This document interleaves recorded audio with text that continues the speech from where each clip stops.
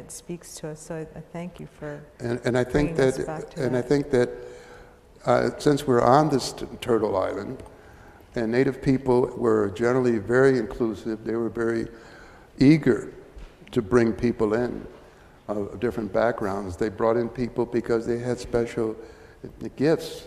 Racism was learned, it had to be learned. But they brought people in who brought in special gifts in order for them to survive. And they would rather make a relative than make an enemy, which makes sense. It's wise.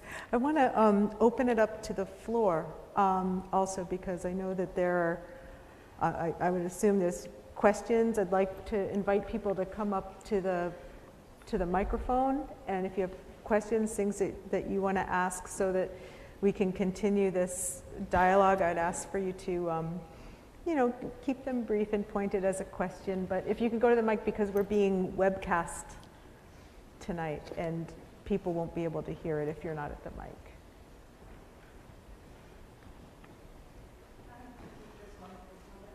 I just was curious, someone was telling me that the Cherokees in the Eastern Tennessee region kicked out a bunch of black people. Is anything truth to that? Well, I think it was in Oklahoma. In Oklahoma? Yeah, and it's an ongoing controversy. We could do a whole conference on that, what happened. The Seminoles also had another bout of disenfranchising people. And in fact, it's even broader than that. Some of the casino groups have also disenrolled people. We get into tribal politics, and that's a very special area. And since I'm not Cherokee, I'm reluctant to. But these were people who were the necessary 1/16th, and they were. Well, see what the Dawes Commission was, like a lot of things in Indian country, was a travesty. What do I mean by a travesty? There were people of African ancestry who were Cherokee by blood, and they were on the former rolls up until the Dawes Act. Then when the Dawes Act came, they conducted ethnic cleansing. They put everyone who